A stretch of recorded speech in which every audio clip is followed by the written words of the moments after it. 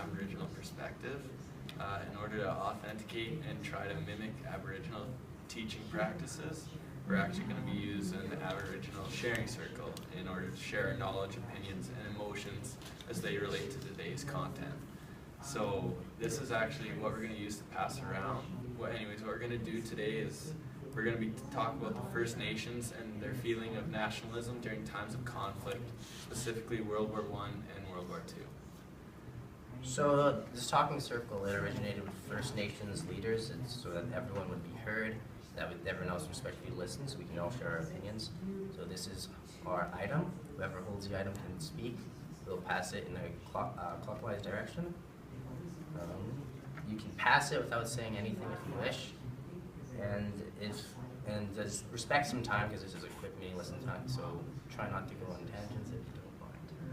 Okay, so First Nations naturalism, it's specifically during the war periods when we're focusing. It's a unique case because they were not citizens of Canada at the time, and they weren't citizens until the 1960s actually.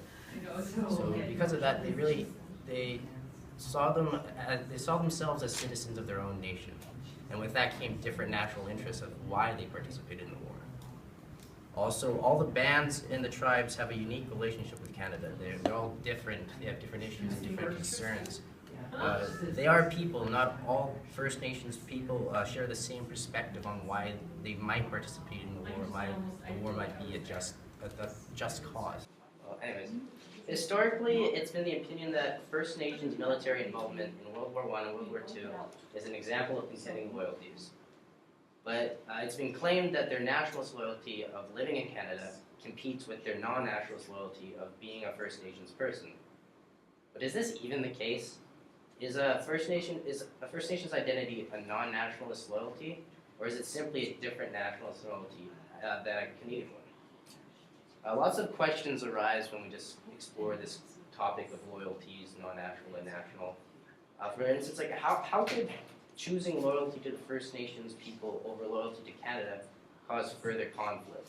If a First Nations person chose to fight in the war, would they be more accepting to society? And if they didn't join in the fight, do you think they would be further alienated from the rest of Canadian society? So I'm just going to pass along the item and just add if you've got something to add.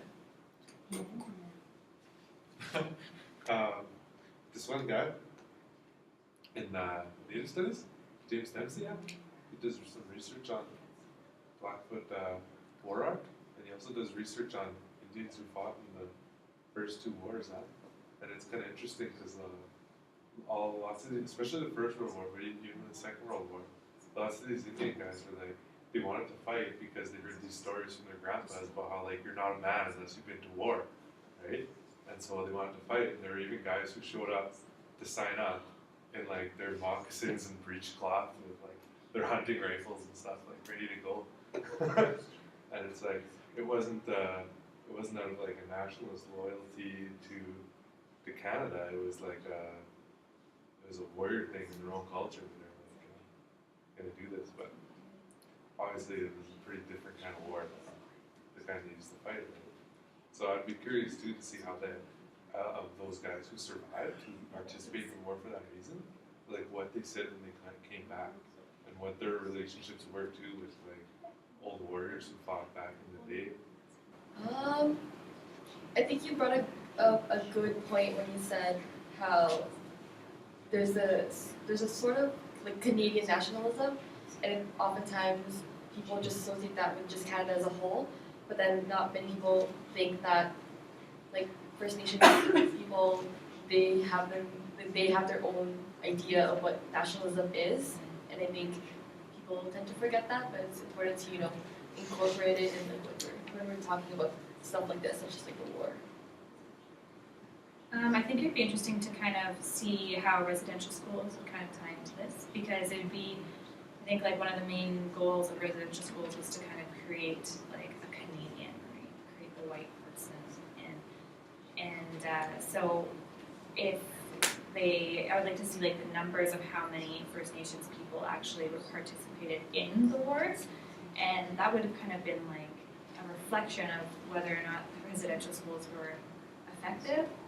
I don't know, I guess if the numbers were low and those people had been through residential schools, Canadian government could have kind of reflected on that and been like, oh, well maybe what we were aiming to do really didn't work. So, that's just. The one thing that came to my mind, I guess, is a while back, I was in a history class and they were discussing the wars, and obviously the article we were reading, I don't remember much about what the point of the article was, but I remember it mentioning how people didn't, like, white Canada or whatever, didn't see it as important for Native Canadians to be involved in it, because they're like, oh, this is like a European thing, kind of stay out of it, it's not your problem.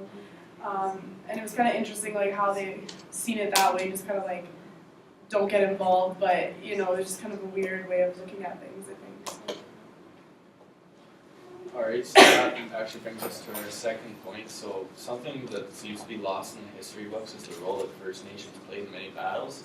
So their superior reconnaissance skills, accuracy, and fearlessness in combat actually made them great soldiers. So in the two world wars, First Nations people were exempt from conscription because they're not considered citizens, as they didn't have the right to vote. With that being said, in World War I, 4,000 First Nations men volunteered for their service, and 300 died.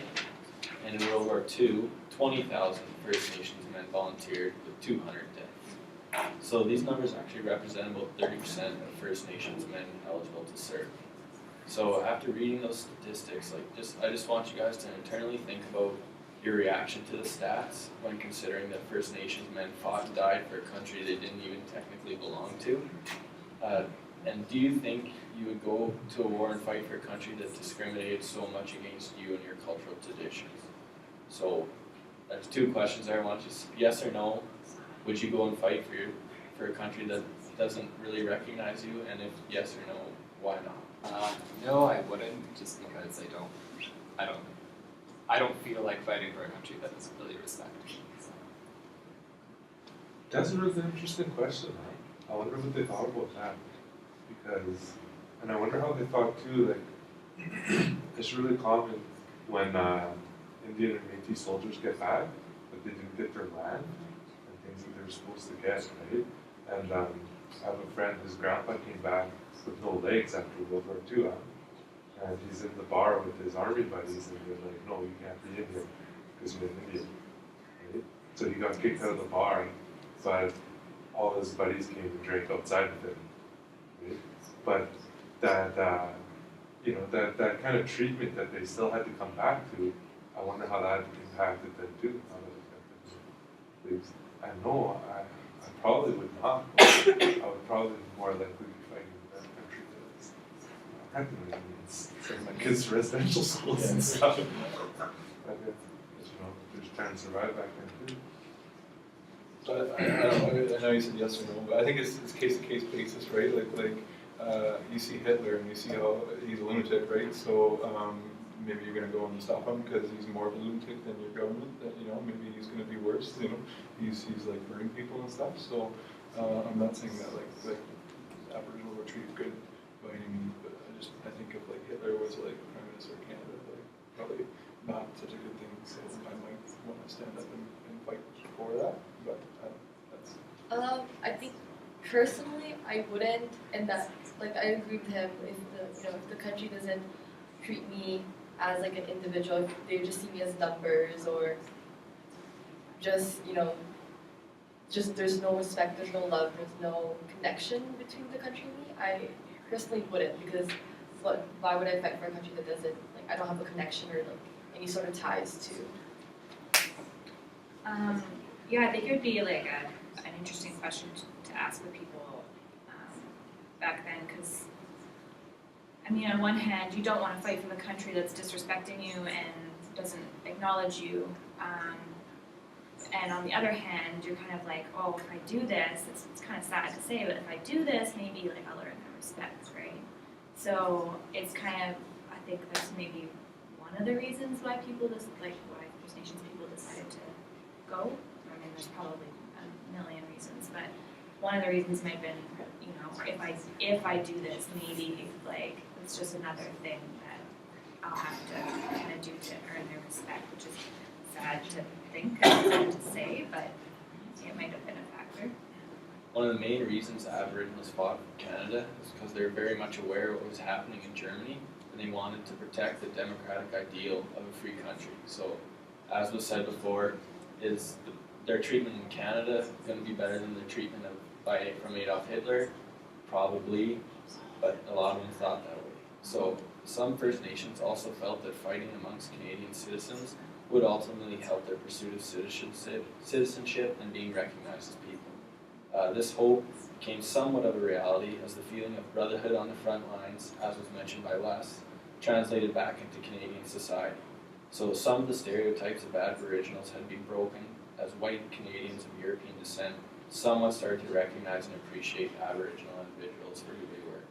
So Aboriginals were actually finally allowed to vote in 1960 as true citizens, and their contributions to Canada during the wars were big primary building blocks in this long process. So just a quick question, just a show of hands, if I say the date November 8th, does anyone have any significance to anyone? November 8th is actually Aboriginal Veterans Day, so very few people know that.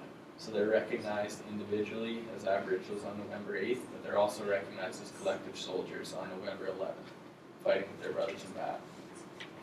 So the closing for this lesson is just, as was shared around the circle, a lot of you guys would say there's different perspectives, or it's interesting to hear what other people would say. So that's what we're trying to show you, is that there's multiple perspectives on every decision made in the pursuit of nationalism.